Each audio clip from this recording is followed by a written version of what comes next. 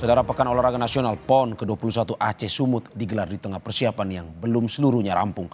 Para atlet yang datang untuk bertanding justru disambut kondisi jalan yang penuh lumpur di kawasan Sport Center.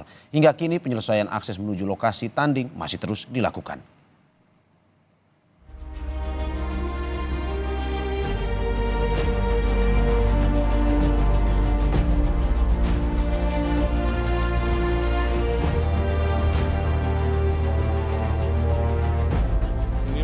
Saya harus mohon maaf, mungkin ini ada koordinasi yang sangat besar dan agak delay waktunya, tapi kami jamin permainan bisa dilakukan semua.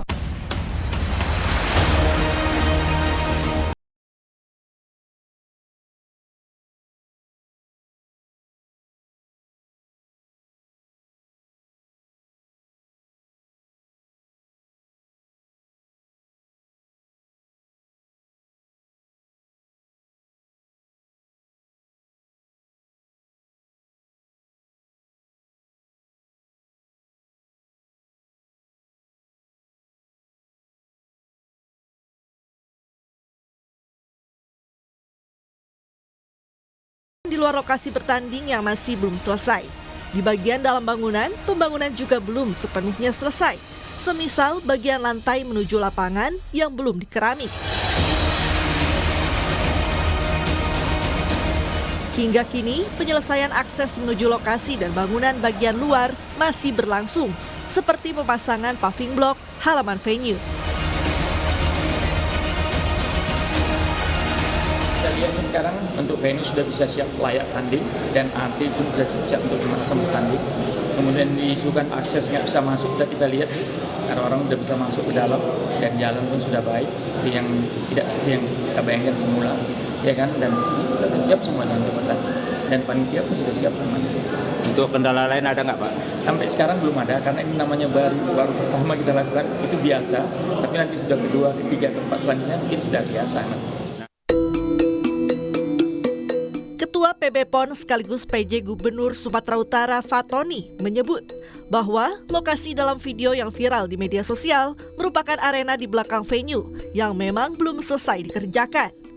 Kontrak pembangunan infrastruktur kawasan venue tersebut baru selesai pada Desember mendatang. Yang pertama itu di jalan ya. Itu jalan itu seperti yang saya sampaikan, itu harusnya selesainya sampai Desember karena ini kontrak Desember dan baru kita mulai bulan Juli. Dan itu di bagian belakang memang belum siap, kemudian terjadi hujan. Kalau dari depannya sudah siap. Menteri Pemuda dan Olahraga Dito Aryo Tejo menyebut keluhan soal venue Pekan Olahraga Nasional Aceh Sumut akan ditindaklanjuti oleh Satgas Tata Kelola PON yang terdiri dari penegak hukum. Terkait dugaan penyelewengan dana, Menteri Dito mengklaim akan terus aktif mengecek kebenaran laporan-laporan masyarakat tersebut. Venue-venue yang dianggap belum selesai atau belum jadi itu dianggap ada penyelewengan. Nah, dari situ kami merespon bahwa dalam PON ini, dalam Kepres nomor 24 tahun 2024, itu juga sudah dibentuk Bapak Presiden, yaitu Satgas Pendampingan Tata Kelola yang dipimpin oleh Wakil Jaksa Agung beserta Kabar Eskrim Mabes Polri. Dan di mana semua keluhan ini sebelum kami memutuskan, membuat vonis, pastinya akan ada proses yang dilakukan, yaitu penyerapan aduan masyarakat, dan setelah itu pastinya akan ada pendalaman, penelusuran, apakah itu sesuai spek, sesuai kontrak. Kalau misalnya itu emang menyeleweng, ya pasti akan kita tindak tegas. Soal infrastruktur jalan ke venue indoor bola voli, Wali Kota Medan Bobi Nasution bilang, masyarakat salah kaprah jika justru menyerang dirinya lewat komentar di akun media sosial. Lantaran penyelenggaraan PON ke-21 merupakan ranah Pemprov, bukan pemerintah Kota Medan. Ya, boleh kita minta support saja tentang PON seluruh masyarakat, baik Sumatera Utara ataupun seluruh Indonesia, agar PON kali ini menghasilkan prestasi, bukan hal yang lain. Ya, masalah di salah kaprah, ya biasa, saya rasa biasa karena masyarakat memang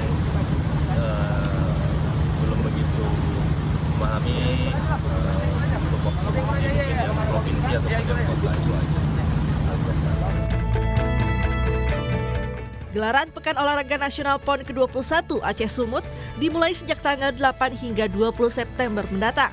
Sarana dan prasarana yang belum rampung seluruhnya tentu jadi catatan karena jadi salah satu pendukung performa para atlet dalam kompetisi olahraga 4 tahun sekali ini.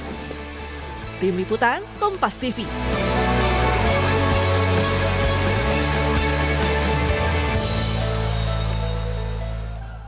Untuk mengetahui informasi terkini soal penyelenggaraan PON ke-21 di Aceh dan Sumatera Utara, kita tanyakan pada dua jurnalis Kompas TV, ada Dedi Zulkifli Tarigan di Deli Serdang, Sumatera Utara, dan Mustajab di Aceh. Kita ke Dedi di Deli Serdang terlebih dahulu. Dedi, selamat siang. Pengerjaan dan perbaikan lokasi venue volley indoor masih dikebut. Sementara pertandingan juga terus berlangsung. Seperti apa progresnya? Apakah sudah hampir rampung atau bagaimana yang bisa Anda laporkan pada kita? Ya, terima kasih Mario. Selamat siang saudara.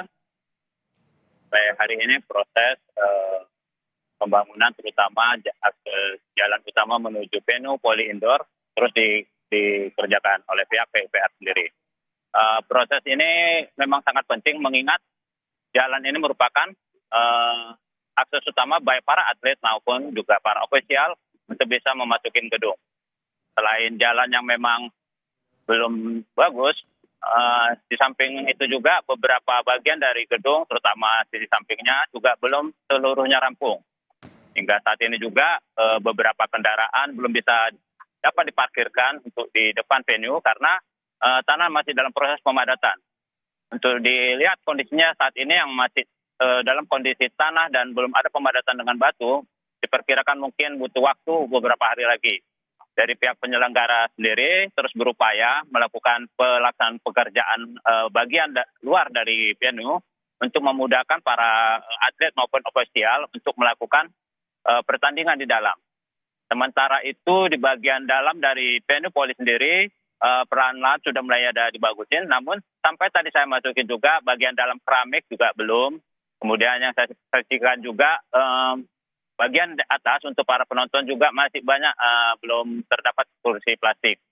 Sementara itu untuk lapangan pertandingan saat ini sudah bisa digunakan oleh para atlet untuk bertanding.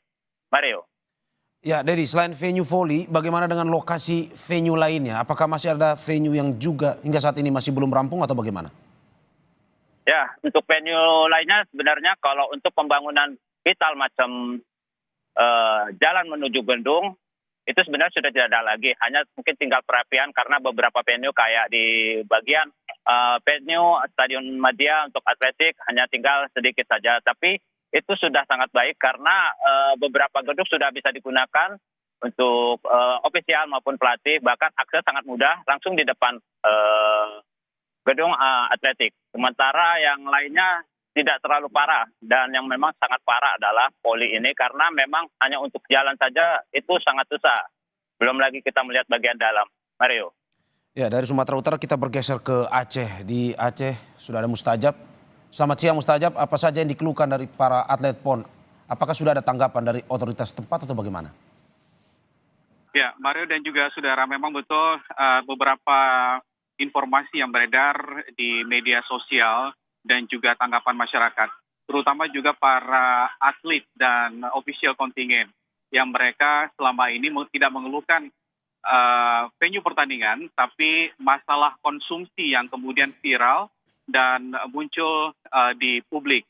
Nah, permasalahan konsumsi ini yang sudah berlangsung selama beberapa hari disampaikan oleh Ketua Bidang Konsumsi PB PON Aceh bahwa masalah konsumsi ini memang menjadi permasalahan terutama pada puncaknya tanggal 7 dan 8 ketika seluruh atlet kemudian berdatangan ke Banda Aceh, ke Aceh untuk mengikuti opening ceremony dan juga sekaligus para atlet yang akan bertanding di sejumlah cabang olahraga yang dipertandingkan di Aceh. Artinya pihak panitia atau bidang konsumsi sudah merencanakan secara schedule setiap distribusi konsumsi kepada para atlet, baik itu di venue maupun di hotel tempat mereka menginap. Namun atlet yang datang secara bergelombang atau berdatangan di tanggal 7 hingga 8 yang merupakan puncaknya mereka mengikuti opening ceremony. Sehingga ini menjadi puncak daripada distribusi konsumsi yang bermasalah di Aceh. Namun dijelaskan bahwa hal ini ada beberapa faktor penyebab keterlambatan distribusi atlet menerima makan seperti yang dikeluhkan oleh para atlet dan juga ofisial. Misalnya sarapan pagi yang diantar sudah menjelang siang, kemudian makan siang sudah menjelang sore, atau juga makan malam juga sudah terlambat. Hal ini menurut bidang konsumsi PB PON Aceh, ini disebabkan memang soal komunikasi LO dengan LO konsumsi dengan LO kontingen. Karena memang order untuk konsumsi dilakukan 1 kali 24 jam, sehingga ini yang menyebabkan memang salah satu distribusi konsumsi atau makanan kepada para atlet dan ofisial sering terlambat karena menentukan jadwal pertandingan atau jadwal di venue dengan jadwal mereka di penginapan untuk pengantaran. Misalnya adalah ketika LO mengantarkan makanan atau konsumsi ke hotel, atlet kemudian sudah ada di venue. Dan ini dirasakan juga menjadi salah satu kesulitan daripada distribusi makanan, sehingga dipandang distribusi untuk konsumsi ini sering telat. Berikut sudah kita dengarkan pernyataan lengkap dari Dias Furkan, Kepala Bidang Konsumsi PB PON Aceh terkait dengan telatnya distribusi makanan ke para atlet dan ofisial. Konsumsi di masing-masing kontingen itu melakukan order itu 1 kali 24 jam. Itu konsep awal yang sudah kita sepakati dengan para kontingen saat itu pada saat acara DRM dan CDM meeting. Namun kenapa hari ini kita tidak lagi fokus kepada itu, karena memang pada saat itu karena kontingen itu belum berada di Banda Aceh, sehingga LO kita itu belum bekerja untuk mendampingi kontingen-kontingen tersebut, karena harapan mereka itu yang melakukan order terkait dengan makanan itu adalah para LO pertandingan. Jadi mereka belum bisa melakukan order karena memang atlet itu belum tiba full di Banda Aceh. Jadi kenapa yang terlayani pada saat itu adalah khusus kepada atlet yang sudah berada di Banda Aceh, karena mereka sudah berada di Banda Aceh itu H-3 sebelum pertandingan, masa pertandingan. Ya, Ketua PB PON Aceh dan juga Ketua Harian maupun di bidang konsumsi ini sudah berjanji untuk bisa memperbaiki layanan konsumsi bagi para atlet ofisial yang bertanding di Aceh dengan mengarahkan lebih banyak armada dan juga tenaga untuk mendistribusikan.